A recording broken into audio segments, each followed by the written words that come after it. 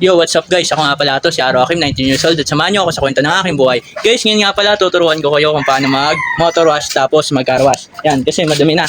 So, tuturuan ko kayo kung paano maglinis ng motor. Pero motor talaga yung madalis kong ginagawa eh.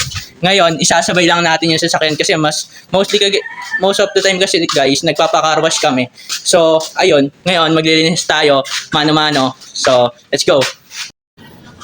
Ayun guys, makikita po ninyo, inilipat ko lang po yung motor para hindi masyado pasukin yung loob ng tindahan. Baka mabasa yung mga paninda. Tapos guys, makikita nyo, siniset up ko na po. Ayan guys, kinakabit ko na. Tapos, inaayos ko na yung mga pagsasaksakan.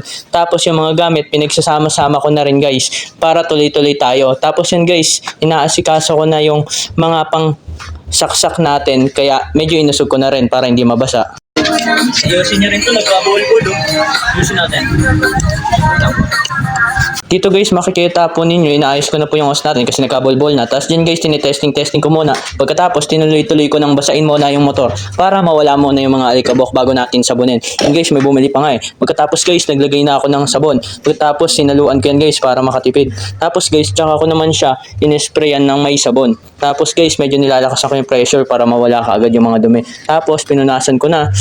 Inuna ko yung mga taas, tapos sunod yung baba. Pagkatapos guys, nagigiba ko ng tubig kasi naubusan. Tapos dito guys, makikita po ninyo, binabrush ko yung part na yan para hindi siya masyadong madumi. And malinisan po siya, pumuti ulit. Tapos yan guys, binabanlawan ko na po. Guys, ubos na yung isa. Ayan o. Ano yan guys dapat papatuyuin. Kumbaga pupunasan para hindi mamuti-muti. So, tapos dito guys, makikita po ninyo, pinupunasan ko na po para po hindi po siya mamumuti kapag na-air dry na siya. Tapos guys, nilipat ko na po kasi sisimulan naman natin tong isa. Nakita nyo guys, nilipat ko na rin yung timba para masimulan natin to. Tapos guys, ayan, binabasa lang ulit natin para medyo mabawasan yung alikabok and lumambot na yung mga dumi para hindi siya gagasgas kapag pinapunasan na natin. Pagkatapos guys, kinabit ko na yung pang sabon natin. Tapos, ayan na po, makikita ninyo, halos lahat may sabon na yung harap. Tapos, ini-sprayan ko pa siya ng mas maigi. Kaso nga lang nabasa yung phone ko guys. Guys, boy pa kayo? Hindi ko naman sinabot pala kayo. Tapos dito guys, pinagtulungan na nga namin guys. Makikita po ninyo. Yung part na yan, ini-sprayan din namin. Kasi hindi masyado na hugasan yan guys. I mean, hindi siya masyado nalilinisan kapag nagpapa-car wash kami. So ngayon, ini-sprayan namin siya ng mabuti. Tapos yan guys, pinapakita ko yung mga nangyayari sa mga ginagawa namin. Guys, sana may natutunan din sa mga pinagkagagawa ko. At sa part naman yan guys, makikita po ninyo, ini-sprayan ko na yung gulong. Medyo in-adjust ko po yung pressure niyan para medyo malinis talaga yung gulong. Tapos guys, nagbabanlaw na pala kami sa part na yan para matapos na kami. Guys, ano to, yung parang may ano, tawag dito, yung parang may blower. Yan guys.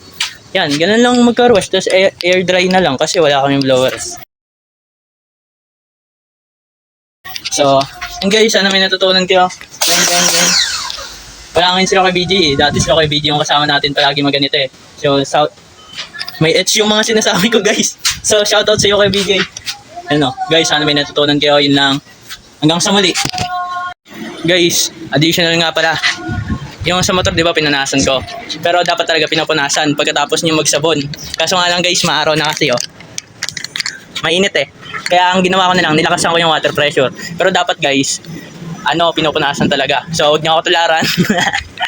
Pero guys, may mga sinabi naman ako na dapat yung gawin minsan. Like kapag sa gulong, lalakasan niyo yung pressure. So, yun lang. Bye-bye.